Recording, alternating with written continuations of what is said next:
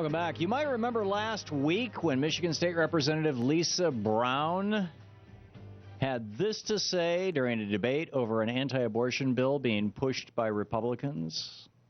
I have not asked you to adopt and adhere to my religious beliefs. Why are you asking me to adopt yours? And finally, Mr. Speaker, I'm flattered that you're all so interested in my vagina, but no means no. Her comments, or perhaps just using the word vagina, so shocked her mostly male Republican colleagues in the House, Michigan House of Representatives, she was banned from speaking on the House floor for the rest of the legislative year. Here's one of those male representatives, State Representative Wayne Schmidt, giving his take on why Representative Lisa Brown was banned from speaking. Would you say the word vagina for me?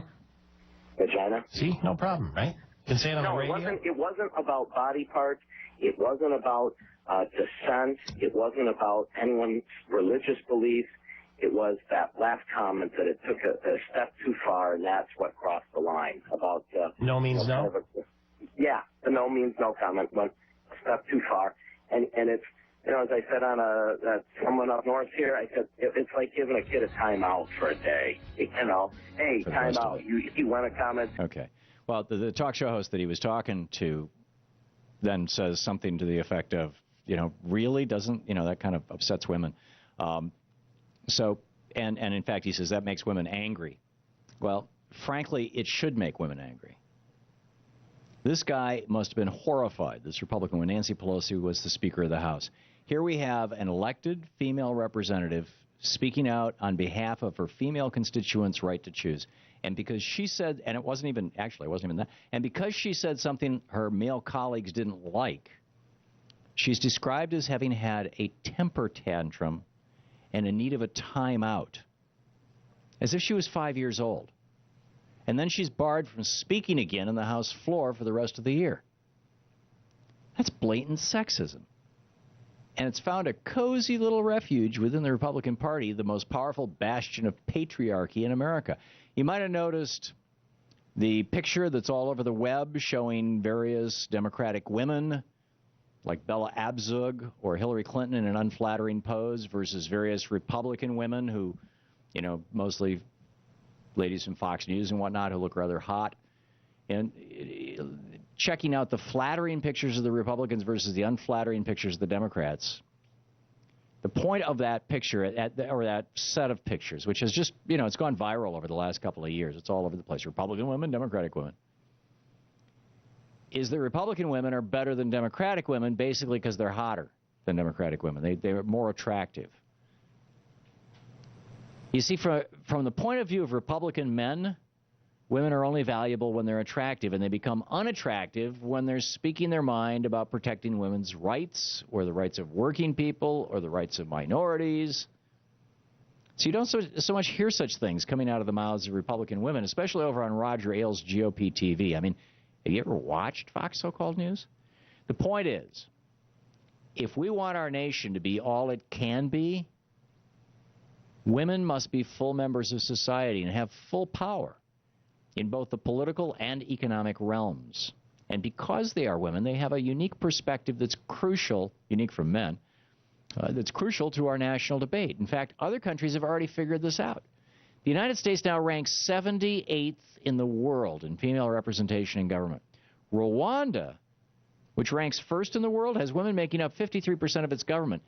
Women have been instrumental in rebuilding and healing that nation, Rwanda, which lost 1/10 of its population in just 100 days of male-started and male-executed genocide in 1994. In the United States, we have just 17% female representation in government. Other nations are not so backward. Sweden, Finland, the Netherlands, Norway, Iceland, Denmark, Spain, Germany, Canada, the UK. The list goes on of nations that have more female representation in government and thus, and here's the really important part, achieve better results than we do here in the United States when it comes to health care, when it comes to wealth inequality, when it comes to poverty reduction, when it comes to education, when it comes to overall life satisfaction, you name it. they get better results. And of the top 20 countries that have the highest female representation in government, 17 of them broke up centuries of patriarchy using the sledgehammer of a quota system that requires a certain percentage of women to be part of government. And once that goes into place, guess what? The outcomes get better. A recent UN report on women in politics found out of the 15, this is quoting from the United Nations, out of the 59 countries that held elections last year, 17 of them had legislative quotas. In those countries, women gained 27% of parliamentary seats compared to 16% in countries without quotas. End of quote. A recent study out of the University of Oregon found that nations with more women in government have even lower carbon dioxide emissions. Another study out of the World Bank found that the higher the levels of female participation in government, the lower the levels of corruption are.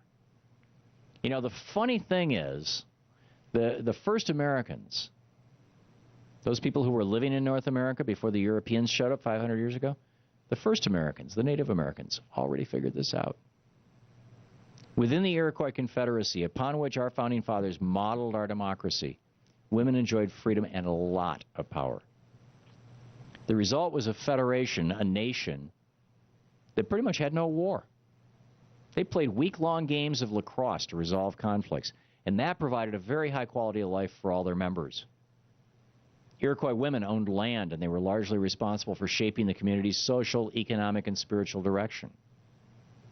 And while the sachems, the tribal elders who traveled from nation to nation, every year to communicate with each other, were normally men, they were nominated and elected to office and held to account by women who, in 4 of the 5 Iroquois nations, were the only ones who could vote.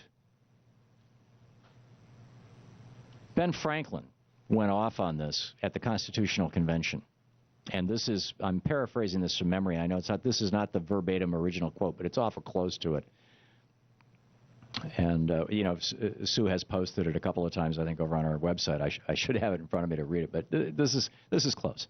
Franklin said words to the effect of, "It would be an odd thing if 5 nations of ignorant savages," and he didn't mean that as an insult, by the way, "are able to forge a bond that has kept them in peace for hundreds of years, but 13 colonies of educated Englishmen could not do the same." And he said this, with 34 members of the Iroquois Confederacy standing there in the room. Excuse me, it was a little over a dozen members of the Iroquois Confederacy standing there in the room with the men who were writing the U.S. Constitution. Compared to their colonial counterparts, Iroquois women enjoyed far more freedom and power. And it's time today that women have more freedom and power in our current government. But that means we need to call out these Republican men who think it's appropriate to give their female colleagues, quote, "time out for throwing temper tantrums," end quote. These Republican men are quite simply dinosaurs. They're anti-female bigots. And eventually their war on women is going to catch up with them. In fact, it may well be happening right now. I think, all the blowback against Limbaugh for his Sandra Fluke comments, I think that the fact that 5,000 women showed up in Michigan last weekend, in Lansing, in the state capital. I mean, I grew up in Lansing. I never saw 5,000 people show up for anything. I lived there 27 years.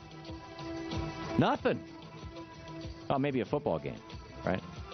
I mean, sporting events, of course. But politics? Well, maybe actually some of the Vietnam War demonstrations. But it's pretty amazing. I think people are waking up to the Republican war on women. This is the... They are. And do you think that a quota in the United States like they have in Norway would be a good idea? We have to have a certain number of women legislators.